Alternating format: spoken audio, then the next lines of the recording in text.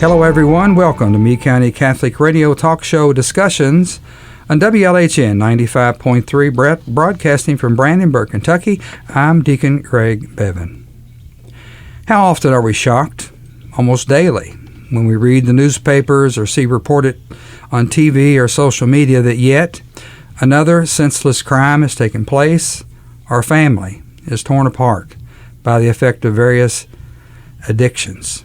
And yes, many times in our own backyards. What may shock us even more is that all too often these acts are carried out by repeat offenders who have been unable to break this cycle of dependency for various reasons, with one being that they see no hope for a path to change their lives. Our guests today have seen enough, and they're taking steps to change that, one person at a time, by creating an environment to offer hope, guidance, and love. The same love that Jesus asked us to share with each other. They are carrying out what the church calls corporal works of mercy, one of which is to give shelter to those in need. This hope, this guidance, and this love is now being provided by a place named Ciara's House, located here in the heart of Brandenburg, for women looking to change their lives by being more dependent on themselves and the love of God through the love of others. When we return, we will talk to our guests today, Debbie Thompson, Karen Bonn, Nancy Tate, and special guest Ciara herself, from whom Ciara's House received its name.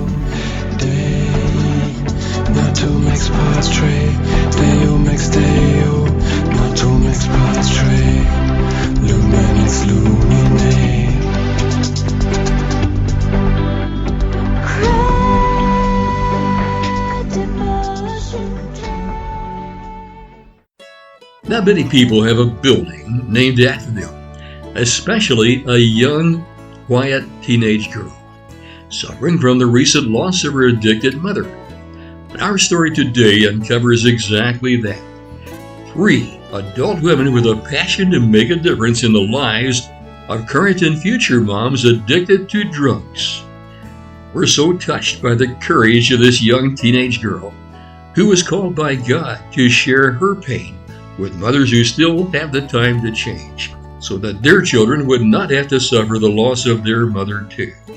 Name the very house that they purchased to help change lives and offer hope to women such as these. And name it in honor of this brave young lady.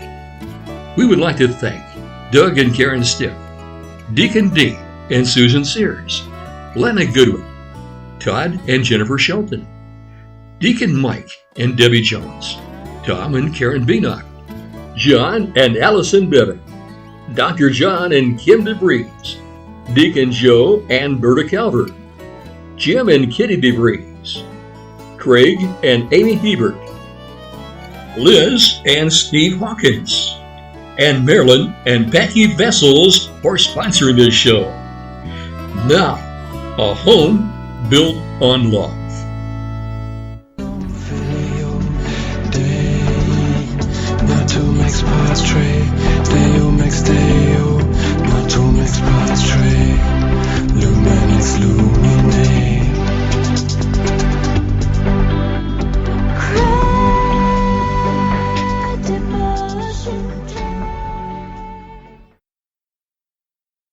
In November of 1980, Pope John Paul II issued a papal encyclical declaring that Jesus Christ taught that man not only receives and experiences the mercy of God, but that he is also called to practice mercy towards others. These guests today are indeed putting their faith in action and providing shelter and much more as they have opened up their hearts of mercy. And ladies, thank you so much for being with us today. Thank you so much, Greg, for having us. Thank you, Greg. I appreciate the opportunity to speak to you and the opportunity for us to tell our story. Mm-hmm. Let's begin with what began as a casual lunch one day, many months ago, when the conversation suddenly turned to the topic of jail ministry. And this is where God's plan that you were discussing seemed to unfold. Talk a little about that. And it was a casual lunching. It was after we were allowed, after the pandemic or the COVID, was able to go into restaurants, and Nancy and Karen and I, we chose to meet and have this lunch, and we talked about several different things, but one came up about the jail ministry, and Karen had just retired in November. I think this was in October when we were having the luncheon. And Karen had just retired, and Nancy was already retired, and I was retired. And when this subject came up, it was like, it's hard to explain, Greg, how quickly this all transpired, that we all looked at each other and go, well, let's do this. Let's get on board. Nancy's one that you don't ever say anything, because she will say, well, let's get her done. Let's get her done. So we got to talking about this ministry, and at that moment, I do believe that God said, okay, ladies, I'm going to give you these tools, so you go out and make this happen. Karen, you want to pick up? Well, something I've learned, and about these ladies, they've been friends for a long time, but they're not, when we get some ball rolling, you don't say no. You just keep on going and move your feet, so you nobody really leads. Well, Debbie's probably our chief and the leader. She has more energy than anybody I've ever seen in my life.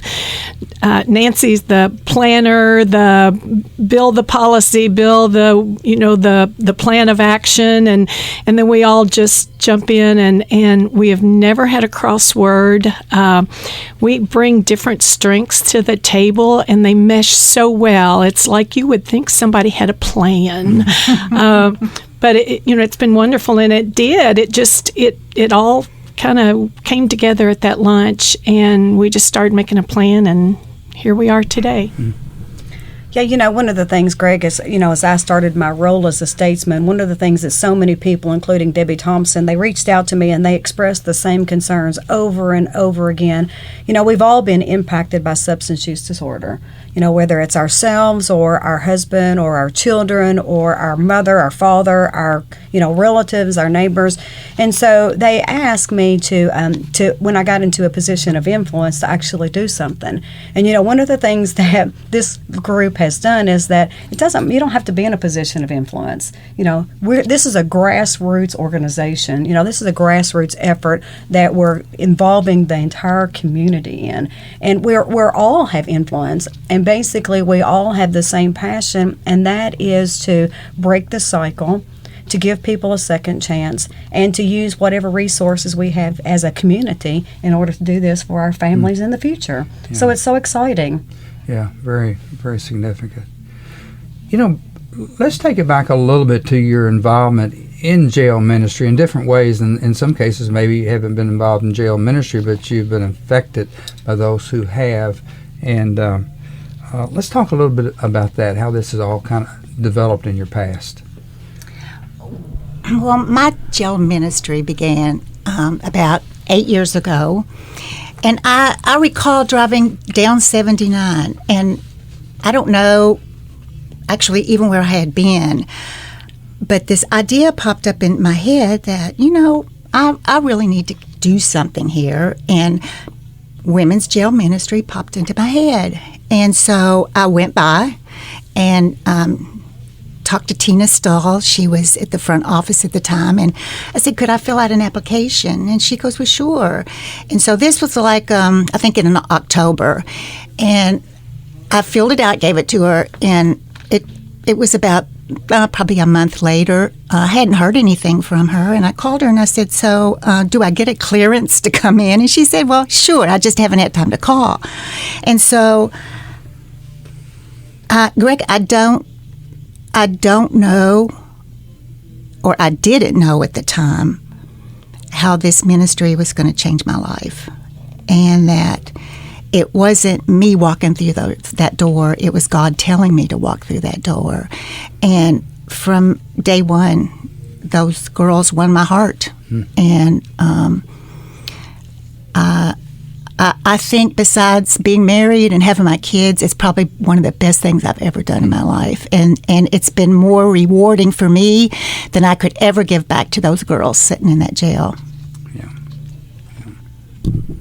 You know, Greg, as you're probably aware, my husband and Ed Tate has been involved in prison ministry for many years, approximately 15. And during that time frame, he's become very disillusioned. And, you know, we call it the revolving door, but it's actually recidivism. And in the county jails, recidivism is 70%. So that means that a person who's incarcerated will be reincarcerated within 5 years again. And so, you know, that disillusionment is really what Ed and Debbie, you know, are facing. Those people that are doing prison ministry are facing. And the question is, what can we do? What can we do to help these people? Now, one of the things that I want to point out, and we all want to point out, is that we truly believe that people should be held accountable. They should be held accountable for their actions. They should serve, you know, whatever crime and whatever the sentence is. But the destruction to the family has been so significant. And we've seen it in our families, we've seen it in our community, and so that's what we want to do, is we want to break that cycle. And I just can't re-emphasize that enough, that, you know, we're not going to be anybody's mama. We're not going to do that. We're not asking for special favors. We're asking for these people, once they've served their sentence, for them to be given that second chance. And I think that that's so significant. And, you know, we know that there's going to be some, that we're going to get disillusioned, that there's going to be some times we're going to have a lot of failures, but we're, again, you know, we're the kind of take charge kind of people that will just, you know, we'll sit down, we'll talk about it, and come up with a plan of what we need to do in order to move forward. Yeah, many times those people come out of environments where they do not have an opportunity to go anywhere that's positive for them. Well, one of the things that just rips your heart when you talk to these ladies is, and you ask them what their feelings are when they think about getting out, and they're all scared to death. You know, they've been in an environment where they're safe. No one's going to beat them. No one's going to rape them. They're fed. They're taken care of. And the thoughts of them getting out on their own, where they're going to meet these temptations and everything, is horrifying to them. And they don't have the skills, the life skills, to be able to cope with that and to say no. And that's why this recidivism, that is so difficult to say, is so high, because when they, you know, wherever they get in trouble in the first place, and they go through and do their sentence and they get back out, there's nowhere else for them to go except back where they got in trouble. Well, what are the odds they're going to get back with that same group, or the people that they were with in the first place, and end up doing the same thing and go back to prison? So this is what we hope to do, is give them help, but we're not going to give them anything. We're going to provide the environment and try to share with them things that we learned at our grandmothers' and our mothers' feet, is, you know, learn how to plan a meal and go to the grocery and buy that food, good, healthy food, and come home and cook it. And then how do you use the leftovers? Just things like that. How do you do financial planning? You know, how do you get a job and keep a job? How do you, to make your body look like your hair and your makeup and your clothing, to where it's going to help you get a job? And these are just things that many of them probably have not learned. So that's part of our task, is just how do you become successful just by these things that we all take for granted. I don't think there's any question your focus is certainly straight on line with what it needs to be. Kind of reminds me of the Israelites leaving Egypt, wanting to go back. You know, it's tough, but you're going to show them the way to walk that journey. So, you know, in my opening monologue, I had mentioned there's really many reasons for breaking the law, resulting in reincarceration. That's right. That's right. Yeah. Another word for it. That's Anyway. a little easier for me to say than having practiced on that other than enough. But you know, that's associated with their dependencies. You know, particularly drugs. Which mostly that's what it is. But I guess my question is, as you've been associated with this and walked through their lives, what's been the most eye-opening reality that was the most heartbreaking for you? Or is the most heartbreaking too? Oh gosh, there's so many. You know, when you go in there, it's hard to pick out one. I I recall there were two sisters in there, and they both had served a lot of time, but they were taken out of school at 11 and 13 years old, and they were making meth with their parents. So these two young ladies have never known anything else in their life but a jail or a prison. And I specifically remember the younger sister, and her name was Amanda. She was talking one day, and she said, Miss Deb, I have nothing but fear if I ever get out of here, because I don't know how to acclimate myself. And she didn't use that specific language, but she was so afraid of getting out because she had never been out into society by herself. It was either a jail or a prison. She had had 2 babies in prison. Her grandmother was taking care of her babies. So she hasn't even had the chance to know her children. And so, that's just one story of many that you hear in there. But that tend to tug at my heartstrings right there. It was, it was just, you just can't imagine. If I had one thing to say to anyone outside, if you ever get the chance to go in that jail and talk with these ladies, one time, that's, you don't have to go any more than that, because I've had people ask me, aren't you scared when that door slams behind you and shuts? And I have never had that thought of fear at all. In fact, I'm probably more comfortable with those ladies in that jail than I am with a lot of people outside the jail. But I would just, that's my challenge. If anyone would ever want to go, I go on Wednesday afternoons now. Give me a call, and you're welcome to go in with me. Well, ladies, once you realized the need for a place for these women to go, kind of an intermediate step in their lives, and you felt that call for a solution, you needed a plan. So then the search began. Walk us through that process, because I know there was just a lot of questions you had. And this is what we want to do, but how do we get from point A to point B? And maybe that's the part that where I play the role. Debbie obviously is the bleeding heart. She's the one that just loves people and loves everything. And I'm a statistical person, so whenever I started this, and Debbie got me involved in prison ministry because she was just reaching out to everybody that she possibly could to get them involved and to familiarize people with this problem. When she got me involved, I started doing analysis and looking at statistics and everything, just like I do. So at that time, Meade County was ranked 4th in the top 10 counties in Kentucky for jail admission. And so I was like, oh my gosh, we've got 120 counties, and Meade County is number 4.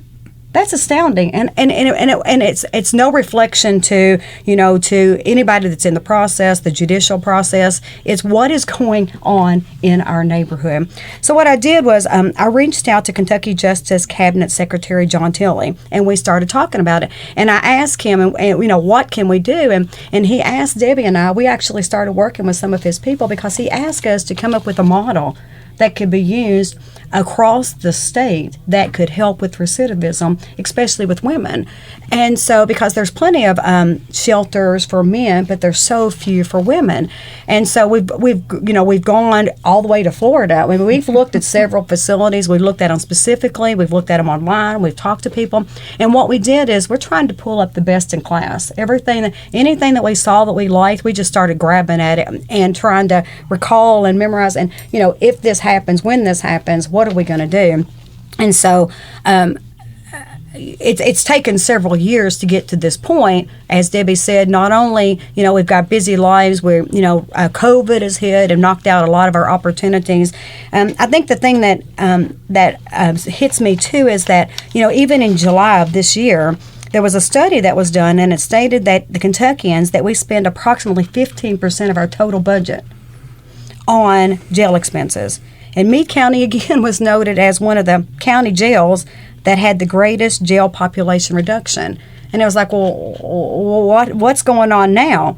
So, and I think a lot of it is just awareness. A lot of it is community involvement. A lot of it is trying to give people second chances. But, we still want to go back and we want to continue to pursue this because COVID actually changed the model just a little bit. Because then Governor Beshear, as you know, released approximately 1,800 inmates to control the COVID spread. And so there was also a Supreme Court decision that was made in 2011 that stated that prisons and jails could not exceed 137.5% capacity. And so these jails were actually moving their inmates around in order to make sure that we did not exceed that 137.5% capacity. So I think the jails are doing a better job. J.J. Scarborough is doing a great job, but they're basically what we call the tail wagging the dog. And so we have to be able to help them. We have to be able to help the judicial system and give them more tools. And so I'm really excited to have this opportunity and this great adventure. I know it's going to be an adventure for all of us, including you and your family as well. But our families, all three of our families, have adopted this initiative. It's not just us three, it's our families because we've made, our time, talent, and treasure donation to this. It's not just an individual responsibility, so it's exciting. And also, Greg, when we decided to do this with the three of us, and I think we were all in agreement on this, that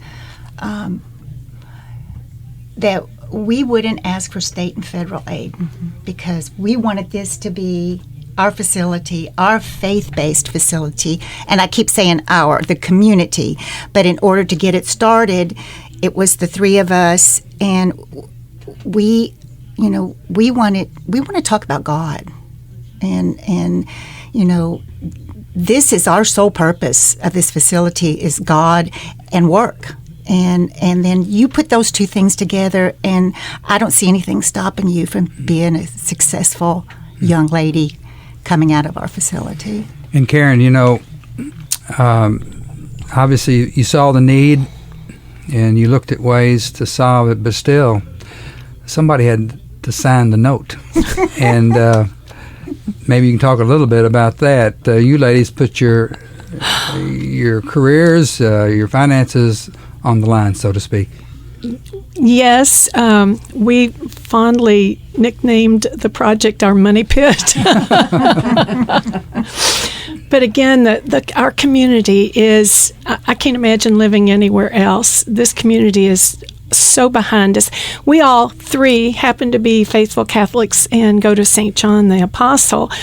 But the whole community is behind this. We've reached out to all churches. They're amazing. We have such a strong Christian community. But yes, we do. It will be a continual need financially. We have to pay the bills. And, it's a wonderful thing. And something came up that we thought was going to be $75 and it was $600. And we just looked at each other and said, God will provide. Well, guess what? We turn around once and there's the money. So we truly believe that, it will happen, and we've just put our faith in Him. And like Debbie said, we know there are good, strong grants out there that we certainly would love to tap into. We just don't want any type of government control at all, because this is going to be, we're going to love these ladies. The community is going to love them. We're going to show them that they're valuable, that they do have value, because they don't feel like they have any value at all right now. But we are going to talk about God. They have to go to church on Sunday, and there are things, we think there will be something every night of the week according to their work schedule, because they'll have to have a job. We think there will be something every day that a different church or group will do with them, whether they pick them up and take them to their church or location, or they come into the house. And even things like prepare a meal and come and sit down with them, so they'll get the experience of a family meal at the table, just sitting down talking about what happened to them that day. So we're really excited about it. But yes, our money pit definitely needs funds. Speaking about being excited, finally your momentum shifted to all the work that you had been doing, but it went full steam ahead in March of April of 21. What seemed, I'm sure, to have been only a dream just a few months earlier, it happened, didn't it? It did. The thing is, so whenever we made this decision that we were going to do something, Debbie and Karen, we all just started, talking to anybody that we could and running around and looking at facilities. And just one day I happened to be on Facebook and I saw this posting, and it was like this facility, it had been on the market for 6 weeks and nobody had even looked at it or inquired about it. And so I was like, ladies, hurry up, go look at this facility now, because, it won't be available very long. We all know how quick real estate is moving in this area. And so we found out right after that after we bought our little money pit, we found out that there are several people in this community that have been praying for this facility and that it would be used for God's will. And that's we've all and for addiction, so we all have a very strong faith, and we all want God to be involved, and yet at the same time that's overwhelming to know that we're part of God's plan, which we knew that from our birth, right? Sure. He knew us. He knew it. He knew every hair on our Prior head. to that, yes. Absolutely, before our birth. So we've all been part of this, and to realize that our skills, He's been honing our skills for this whole purpose is really overwinging. And it happened. You finally have a building. You finally have a place. We do. In fact, we looked at the building in March. We bought it in April, and we had our open house in August. And we're ready for girls. I mean, we're ready to start accepting women. And I cannot believe after 6 years of really thinking about this and with the ups and the downs, how quickly once it started to snowball, how quickly it happened. But one final thing it needed, this building needed a name, didn't it? And you had one in mind. Share that with us. I did. I know you shared it with your partners. I did. We had to have a name for our articles of incorporation, right, number one. And so I asked my two friends, I said, I have a name picked out if you all are willing to. I said, it's about a young lady who came with me, or with the St. John's youth group. There was probably 12, 13 of them from St. John's one evening, and we had a little service, and she came with her boyfriend, really quiet, and at the end of the service, she wanted to talk. She asked... and this was at the jail? At the jail, in front of these women, and I was kind of surprised because she was so reserved, and she got up and she started speaking about these women, to these women, and my eyes were full of tears. And I know Jen Shelton, who brought the youth group, she was just like, oh my goodness. So I had to ask this young lady to come back, and so she came back with me to the jail two separate times. And I asked Nancy and Karen, I said, I promised this young lady if I ever had a chance to open a transitional house that I wanted to name it after her. And they were willing. Absolutely. So that's how we got to Ciara's house. And I think you're going to be talking with her in a few minutes. Yeah, we will. And the thing, and I just want to add one thing too. One of the things that we constantly say is that we can change the trajectory of one person's lives that will be successful. And I think one of the things that Ciara's going to tell you is, in her story, we've already changed the trajectory of one person's life. And that is, so we've already been successful, right? Sure. It's just the beginning. And so that is, that's great. Well, ladies, we're going to take a short break, and when we come back, we're going to meet Ciara, for whom this building was named, and how this young teenage girl, who lived through the nightmare of an addicted mom, left and felt the call from God to share her story with other moms suffering from substance abuse, which you all have worked with. And the most unique thing about it, this was just days before her own mother, or just a few days after her own mother had passed away. And that story continues when we return. past trade. Deo max Deo, not to max past trade. Luminix Lumine.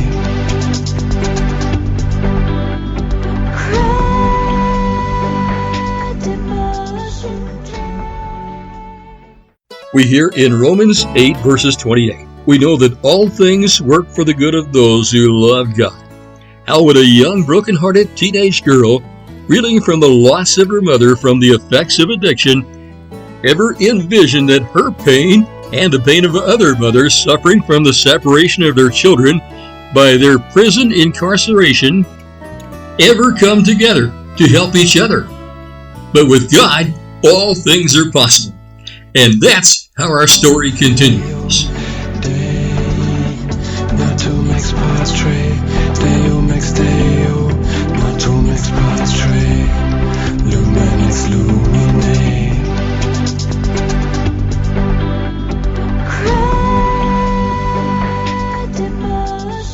Welcome back to Meade County Catholic Radio Talk Show Discussions as we welcome our special guest, Ciara herself. Thank you for being our special guest today, Ciara, to share your tragic story, but in a way, a very promising story, and one in which you felt may help other moms with children just like you to change the direction in their life with God's help through the help of others. So thank you so much for being with us today. Thank you so much for having me. Before we get started into the story of this house that's named after you, maybe give us a brief summary of your life story. Okay, so I am born and raised in Brandenburg. When I was about 12 years old, my parents separated and I moved in with my mom. She was struggling with addiction to prescription opioids and alcohol, and I struggled with her through that until my senior year of high school in 2018. I was 17 years old and I lost her to that addiction.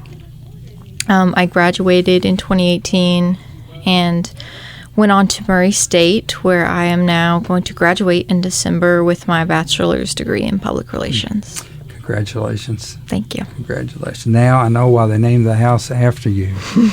But let's go back a little bit further and talk about, you mentioned 2018. You had the opportunity to visit the Meade County Detention Center, I think, with part of a group from St. John's, to hear the stories of moms and their struggles with substance abuse. Something inside inspired you on that visit. It occurred to you that they would benefit from the perspective of a child affected by a mom who had faced their same struggles, that maybe it would help change their lives too. You stated that I knew then that I had to share my story. Right. So in 2018, I started going to St. John's Religious Ed with my boyfriend at the time, who's now my husband. And it was only a couple months before I lost my mom. The week after, our group was scheduled to go to the Meade County Detention Center just to talk to the women in the detention center about their experience being incarcerated and also their experience with faith, because Debbie Thompson would come every week and they would have a small religious service. And while we were in there, I started hearing something that sounded very familiar to me. Most of the women in there were dealing with substance abuse, and a lot of them had children, a lot of them that they couldn't see anymore or talk to, and you could tell how hurt they were. And having just lost my mom to that, I felt like, in a way, I was hearing my mom talk, and then I felt the pull, which I truly do believe was God pulling me, to open up to them like I was their child talking to them. And I wanted them to know, first and foremost, that addicts are loved, and that was something that they really needed to hear, because when you are the child of an addict, I've often said it was like Dr. Jekyll and Mr. Hyde. Like, my mom would be who she really was. She would be very kind. She had a huge heart, which is something that I think that I got from her. But when she was abusing substances, she would change into this person that she wasn't. And there was a lot of fear there, but there was always love as well. I never told my mom that I hated her or that she was a terrible person, because I was able to see that she was struggling, that she was fighting something that is extremely difficult to get out of. And when I was in the jail, I realized how much I wished my mom had a chance. And I knew it was hard for them, the women incarcerated, to really see the bright side of their situation. But telling them that I wish my mom had some kind of intervention, some kind of moment where she was forced to reevaluate. And no one believes that you would want anyone to be in jail, but I didn't get to talk to my mom anymore, and I got the chance to talk to these women and tell them that they are loved and that there is hope on the other side, and they still have the chance to repair those relationships that they might have lost. They have made some bad choices and decisions, but I've said before, if we were all outcasts for the bad decisions we made, how would we feel? And I needed to heal from what had happened to me, from losing my mom. And those women helped me a lot, because they told me that my mom would have loved me. She wanted to stop. They don't want to be addicts, and they are fighting. And just being able to know there's nothing I could have done differently was such a relief and such a weight off of me. And so if I could tell them that to their children, they're irreplaceable. No one replaces a parent. That's why even at the worst times, I never stopped talking to my mom. I never thought I was going to cut her out of my life, because she'll always be my mom. And they will always be moms, the women in there. And I just thought this would be the opportunity to allow them to hear the voice of their children before any of them lost their lives to addiction. And I continued to go to the jail afterwards with Debbie Thompson and had the most enriching experience that I could have ever asked for, and the most healing experience that I could have ever asked for, because God truly opened a door for me that day, and I truly think He opened a door for a lot of those women that day. And that was the call that I felt and have felt ever since that visit. You know, Ciara, you mentioned earlier how this really provided you an opportunity for some healing. Do you realize how much of a healing opportunity you have given to many of those women? I think it's hard for me to comprehend the impact that I could have had.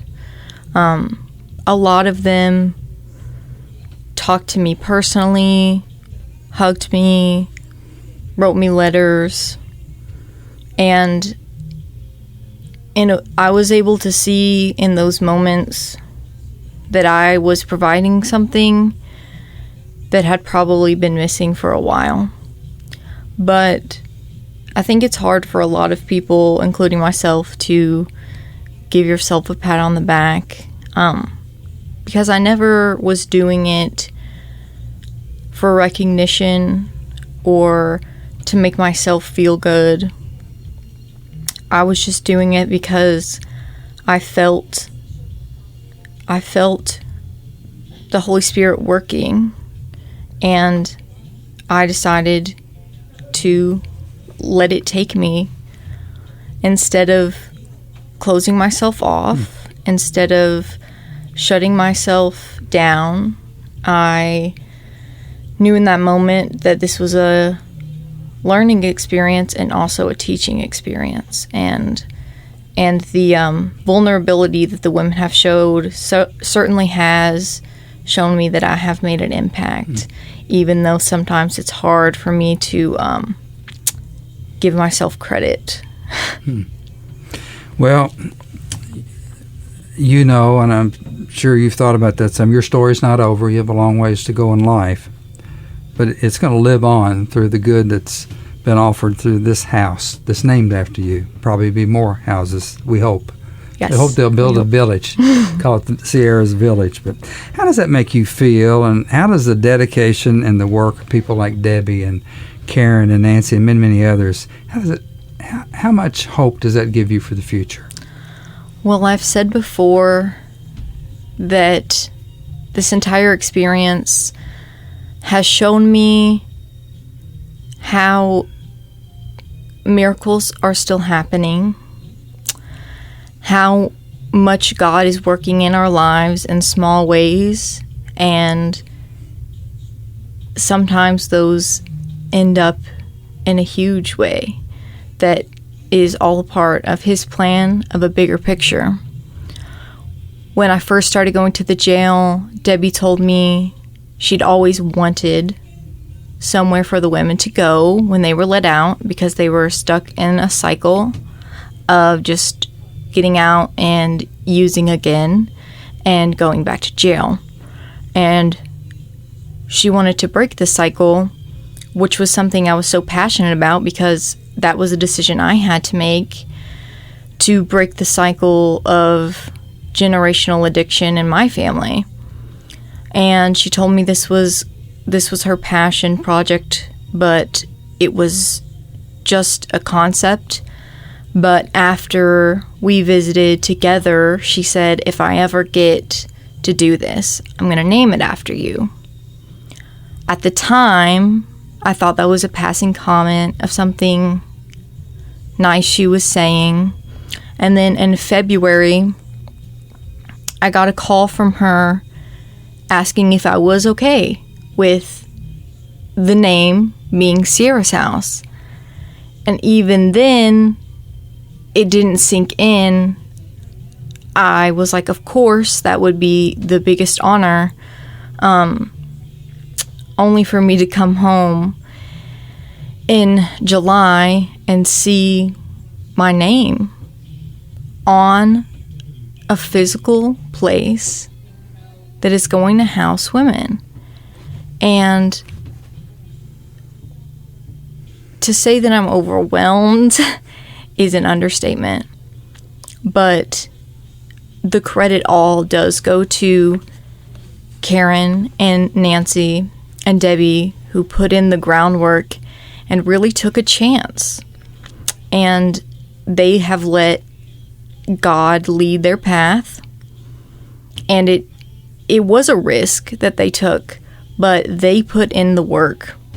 And I'm so thankful that they decided to honor me with this name when, in my opinion, I'm just a person. I didn't ever think anything about what I was doing.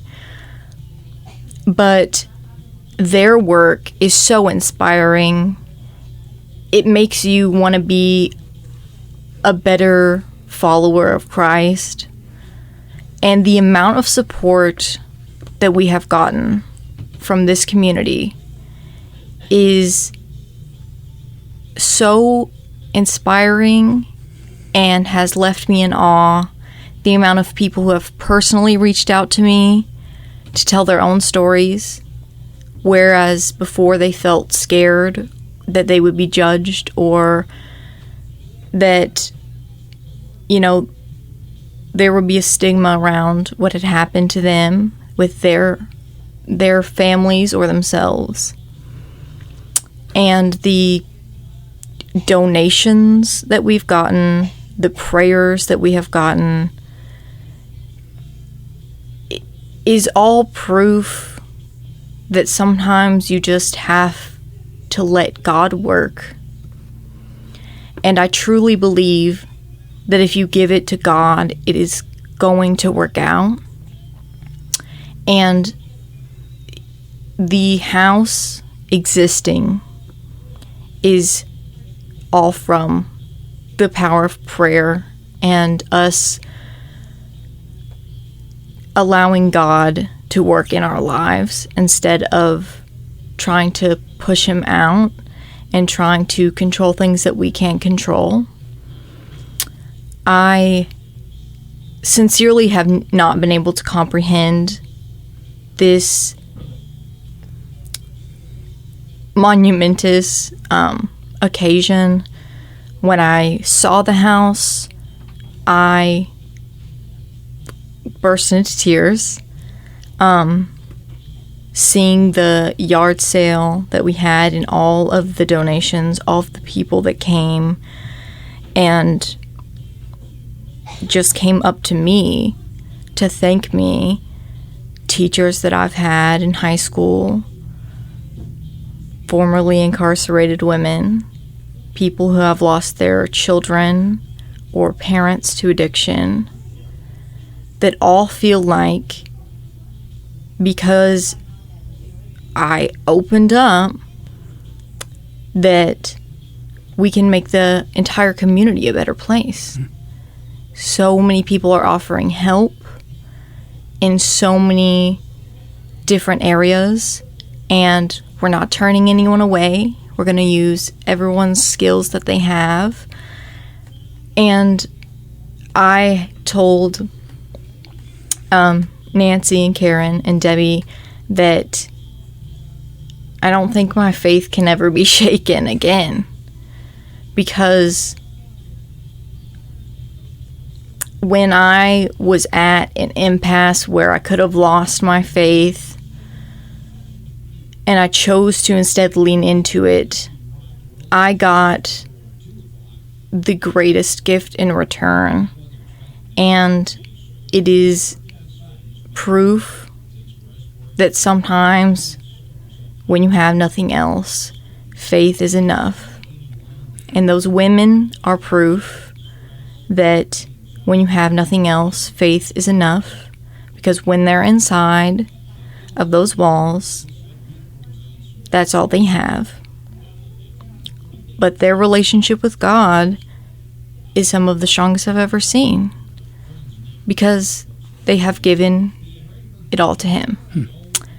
And I cannot thank Nancy and Karen and Debbie enough for their work, and I cannot thank this community enough for all that they have been offering and supporting when this project could have been viewed much differently. Well, Ciara, thanks for your inspiration. That's where it kind of all began.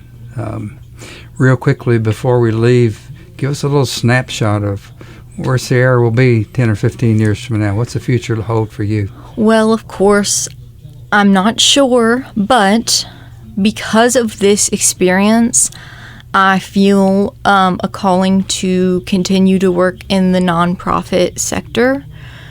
Because of my degrees in public relations, I would like to go on to do PR for more nonprofits and hopefully continue to help those who have struggled with addiction or substance abuse or children of abusive homes.